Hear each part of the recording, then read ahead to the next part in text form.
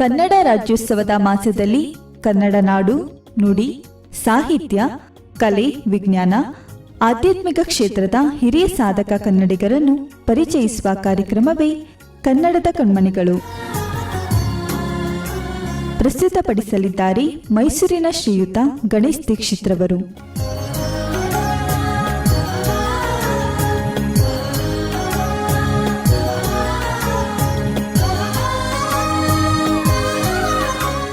ಆತ್ಮೀಯ ಕೇಳುಗರೆ, ಕನ್ನಡ ರಾಜ್ಯೋತ್ಸವ ಮಾಸದ ಶುಭಾಶಯಗಳು. ನವೆಂಬರ್ ಮಾಸ ಕನ್ನಡ ರಾಜ್ಯೋತ್ಸವದ ಮಾಸ. ಈ ಮಾಸದಲ್ಲಿ ನಾಡು, ನುಡಿ, ಸಾಹಿತ್ಯ, ಕಲೆ, ವಿಜ್ಞಾನ, ಅಧ್ಯಾತ್ಮ ಕ್ಷೇತ್ರದ ಹಿರಿಯ ಸಾಧಕ ಕನ್ನಡಿಗರನ್ನು ಪರಿಚಯ ಮಾಡಿಸುವ ಹಂಬಲ ನಮ್ಮದು.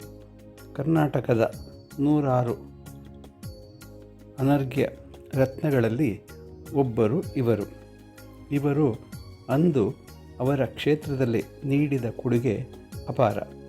ಈ ಸುಸಂದರ್ಭದಲ್ಲಿ ಕರ್ನಾಟಕದ ಕೆಲವು ಕಣ್ಮಣಿಗಳನ್ನು ನಮ್ಮ ಕೇಳುಗರಿಗೆ ಸೂಕ್ಷ್ಮವಾಗಿ ಪರಿಚಯ ಮಾಡಿಕೊಡುವ ಹಂಬಲ ನಮ್ಮದು. ಇದನ್ನು ಕೇಳಿದ ನಂತರ ಈ ಸಾಧಕರುಗಳ ಬಗ್ಗೆ ನಮ್ಮ ಕೇಳುಗರು ಮತ್ತಷ್ಟು ಆಸಕ್ತಿ ಹೊಂದಿ ತಿಳಿದುಕೊಳ್ಳುವ ಪ್ರಯತ್ನ ಮಾಡುತ್ತಾರೆ ಎಂಬ ಆಶಯದೊಂದಿಗೆ ಈ ಸರಣಿಯನ್ನು ಪ್ರಾರಂಭಿಸಿದ್ದೇವೆ.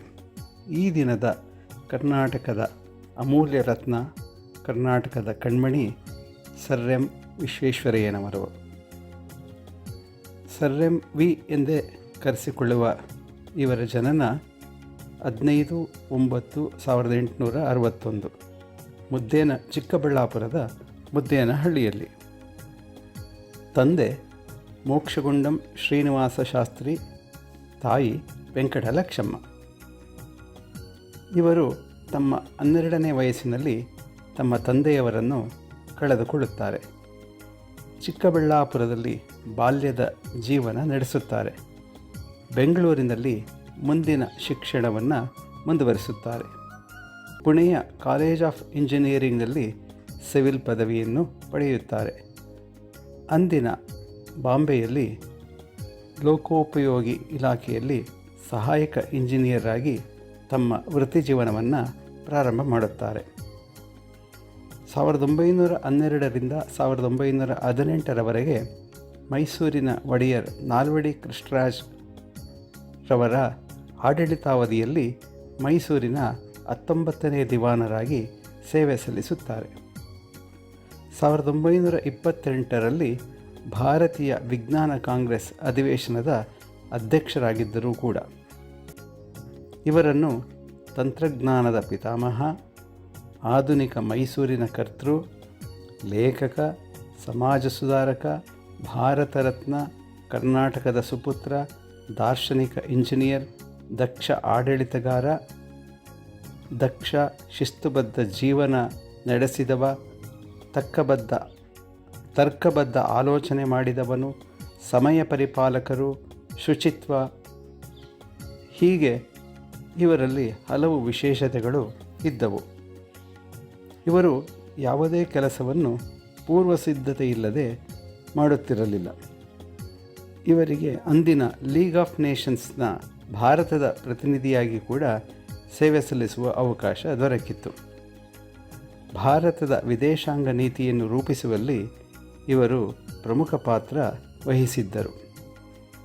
ಇವರ ಮೂಲಕ ಸಮಾಜಕ್ಕೆ ದೊರಕಿದ ಕೊಡುಗೆಗಳು ಕೃಷ್ಣರಾಜ ಸಾಗರ, ಭದ್ರಾವತಿ ಉಕ್ಕಿನ ಕಾರ್ಖಾನೆ, ಮೈಸೂರು ಸಾಬೂನು ಕಾರ್ಖಾನೆ, ಕನ್ನಡ ಸಾಹಿತ್ಯ ಪರಿಷತ್, ಮೈಸೂರು ವಿಶ್ವವಿದ್ಯಾನಿಲಯ ಸ್ಥಾಪನೆ, ಕೃಷ್ಣ ಸಿಂಧೂ ನದಿಗಳ ನೀರಾವರಿ ಯೋಜನೆ, ಬೆಂಗಳೂರಿನ ಇಂಜಿನಿಯರಿಂಗ್ ಕಾಲೇಜು ಸ್ಥಾಪನೆ, ಬೆಂಗಳೂರು ಸ್ಯಾನಿಟರಿ ಬೋರ್ಡ್ ಸ್ಥಾಪನೆ, ಸಾರ್ವಜನಿಕ ಆರೋಗ್ಯ ಮತ್ತು ನೈರ್ಮಲ್ಯ ಕ್ಷೇತ್ರ, ಹೈದರಾಬಾದ್ ನಗರ ಪ್ರವಾಹ ರಕ್ಷಣೆ, ಬೆಂಗಳೂರಿನ ಜಯನಗರದ ವಿನ್ಯಾಸ, ಮೈಸೂರು ಚೇಂಬರ್ ಆಫ್ ಕಾಮರ್ಸ್ ಸಂಸ್ಥೆ, ಮೈಸೂರು ಬ್ಯಾಂಕ್, ಹೀಗೆ ಹಲವು. ಭಾರತ ಅಭಿವೃದ್ಧಿಯಾಗಬೇಕಾದರೆ ಕೈಗಾರಿಕೆ ಅಭಿವೃದ್ಧಿಯಾಗಲೇಬೇಕೆಂಬ ಹಂಬಲ ಇವರದು. ಇವರು ಬಡ ವಿದ್ಯಾರ್ಥಿಗಳಿಗೆ ಆರ್ಥಿಕ ಸಹಾಯವನ್ನು ನೀಡುವ ಮೂಲಕ ಸಾಕ್ಷರತೆಯನ್ನು ಉತ್ತೇಜಿಸಿದ್ದಾರೆ. ಲೇಖಕರಾಗಿ ನೇಷನ್ ಬಿಲ್ಡಿಂಗ್ ಗ್ರಂಥದಲ್ಲಿ ಭಾರತದ ಆರ್ಥಿಕ ಅಭಿವೃದ್ಧಿಗೆ ಯೋಜನೆ ಬಗ್ಗೆ ಬರೆದಿದ್ದಾರೆ. ಮತ್ತೊಂದು ನನ್ನ ವೃತ್ತಿಜೀವನದ ನೆನಪುಗಳು ಎಂಬ ಗ್ರಂಥ, ಇನ್ನೊಂದು ಭಾರತವನ್ನು ಪುನಃ ನಿರ್ಮಾಣ ಎಂಬ ಗ್ರಂಥವನ್ನು ನಮಗೆ ನೀಡಿದ್ದಾರೆ. ಅಂದಿನ ಕಾಲದಲ್ಲಿ ಸ್ವಯಂಚಾಲಿತ ಅಣೆಕಟ್ಟು ಗೇಟ್ಗಳಿಗೆ ಪೇಟೆಂಟನ್ನು ಪಡೆದಿದ್ದರು. ಸರ್ ಎಂ ವಿ ಅವರ ಬದುಕು ಭಾರತದ ಸಂಸ್ಕೃತಿಯ ತಳಹದಿಯಲ್ಲಿ ಇತ್ತು.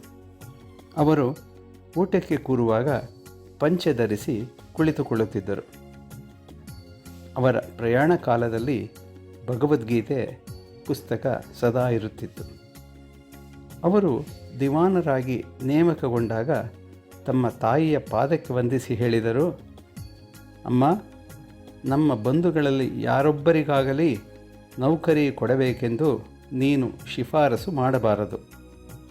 ನೀನು ಮಾಡುವುದಿಲ್ಲ ಎಂದು ಭರವಸೆ ಕೊಟ್ಟರೆ ಮಾತ್ರ ದಿವಾನಗಿರಿ ಒಪ್ಪುತ್ತೇನೆ ಎಂದರು. ದುಡಿದವನಿಗೆ ಪ್ರತಿಫಲ ದೊರೆಯಲೇಬೇಕು ಎಂಬ ತತ್ವವನ್ನು ಆಚರಿಸಿದವರು ಇವರು. 1955ರಲ್ಲಿ ಇವರಿಗೆ ಭಾರತ ರತ್ನ ಪ್ರಶಸ್ತಿ ದೊರಕಿತು. ಹಲವು ವಿಶ್ವವಿದ್ಯಾನಿಲಯಗಳಿಂದ ಗೌರವ ಡಾಕ್ಟರೇಟ್ ದೊರಕಿದೆ. ಲಂಡನ್ನ ಸಿವಿಲ್ ಇಂಜಿನಿಯರ್ ಸಂಸ್ಥೆಯಿಂದ ಗೌರವ ಸದಸ್ಯತ್ವವನ್ನು ಕೂಡ ಪಡೆದಿದ್ದರು. ಕಿಂಗ್ ಜಾರ್ಜ್ 5 ಅವರಿಂದ night commander of the order of the Indian empire KCIE ಗೌರವ ಪ್ರಾಪ್ತಿಯಾಗಿತ್ತು. ಇಂತಹ ಮಹನೀಯರನ್ನು ಸ್ಮರಣೆ ಮಾಡುವ ಮೂಲಕ ಅವರಿಗೆ ನನ್ನ ನಮನಗಳನ್ನು ಸಲ್ಲಿಸುತ್ತೇನೆ.